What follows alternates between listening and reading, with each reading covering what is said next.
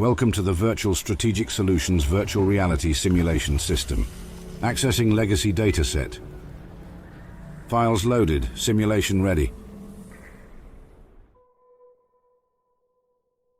Goodsprings was named after the Goodsprings source, where the town draws its water.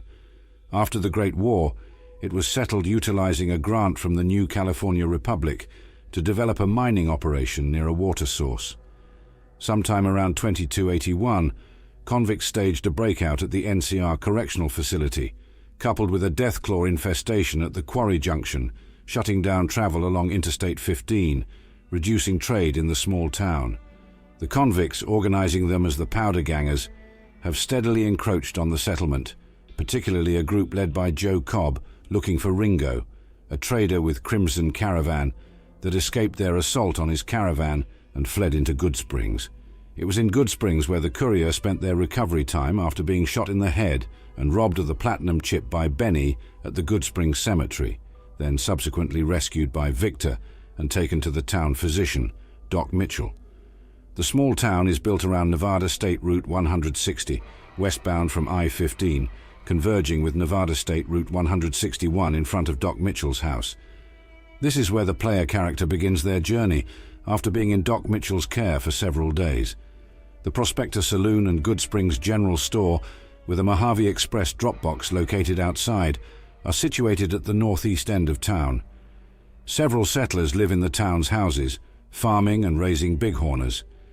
An abandoned schoolhouse can be found among the ruins, south of the general store. Uphill, there's a gas station with a bed and safe storage. Mitchell was born in Vault 21, where he was known by the nickname Mole Butt by the younger residents. Like a majority of its inhabitants, Mitchell was evicted from the vault by Robert House after the latter won a game of blackjack against the dwellers. After this, he wandered the Mojave as a traveling doctor, but eventually returned to New Vegas and married his childhood sweetheart. They then began traveling together and were headed to California. However, his wife died close to Goodsprings at some point due to the weak immune system she had from living in a vault her whole life. Unable to continue without his wife, he settled down and retired there, so he could always remain close to her, but also secured the position as the town's doctor.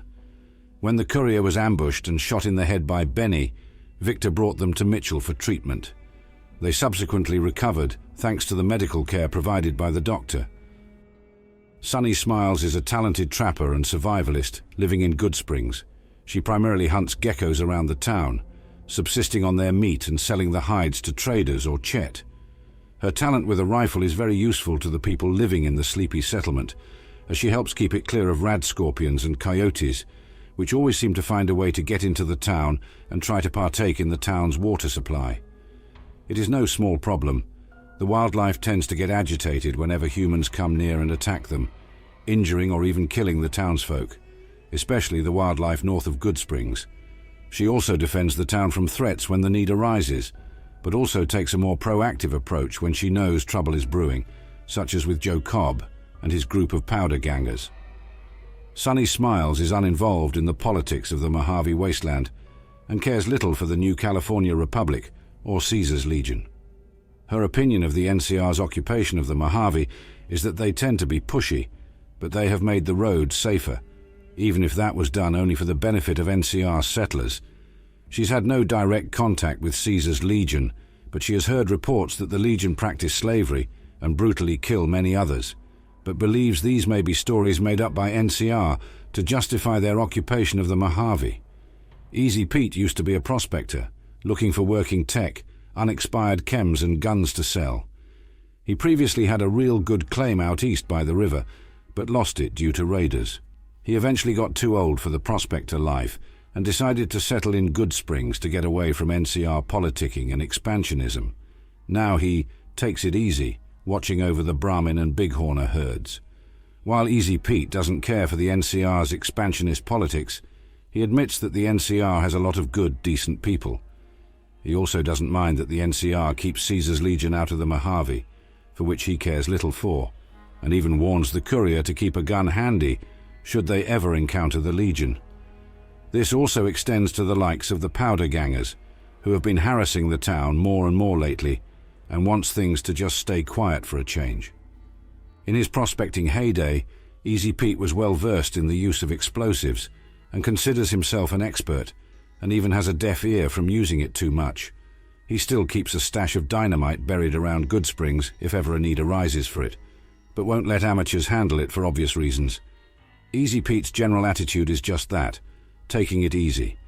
Although he is quick to give advice when it's needed, he's a helpful, good-natured man who, despite being partially deaf, is still a keen observer and is able to read people like a book, even in cases like Victor, who he determines to be a nothing more than a harmless robot with nowhere else to be. A long-time Goodsprings inhabitant, Chet has been running the local general store for years, managing to make ends meet thanks to traders visiting the local water source and stocking up on supplies. Chet claims to have been to the New Vegas Strip twice in his life. Both times he apparently drank a lot of liquor and lost most of his caps while gambling, in that order. He speaks fondly of the city, especially of Gomorrah. However, he also warns the courier not to stir up any trouble on account of the NCR and Mr. House's Securitrons. Chet is very knowledgeable on what he sells, particularly the weapons, mods and ammo. Chet also helps in identifying Benny as a New Vegas-type typical city boy and his hired guns as Great Khans, informed about their prolific activity in the Mojave region as a major chem supplier. Despite visiting Vegas twice, he knows next to nothing about Mr. House other than he owns the Lucky 38 and orders the 3 families, but assumes that Victor has some ties to Mr. House and that, if Mr. House is looking after you, that's got to be a good thing, right? Chet is a very self-centered person, caring little about the plight of others, while upholding the veneer of looking out for the town. With the case of Ringo and the powder gangers, he believes handing Ringo over is the best course of action to keep Goodsprings from getting involved. He doesn't believe this to be coward talk, justifying it that the town of Goodsprings is made up of survivors, but don't go looking for trouble. However, if his life or business is at risk, Chet quickly capitulates to assisting, either those that are defending or attacking Goodsprings. Trudy is the easygoing, well-mannered woman running the local bar in Goodsprings. She has run the bar for the past 7 years and became essentially the town's mother. However, those who would mistake that for weakness are in for a nasty surprise. Trudy is assertive and knows how to hold her own against even the hardiest of wastelanders. She did, after all, manage to make a band of Great Khans and a New Vegas boy pay their tab. Afterward, one of the Great Khans accidentally broke her radio. About a week before the courier awakens from their unconsciousness, Ringo, a trader of the Crimson Caravan Company, retreated to Goodsprings, explaining that his caravan had been attacked east of town on the Interstate 15 close to Gene Sky Diving. With the permission of Trudy, the local bartender, the Caravanier's been holding up at the abandoned gas station, lying low ever since expecting the worst to hunt him down, and Goodsprings to just hand him over. Because of this, Ringo has been on edge since. Ringo was right, as the worst did come looking.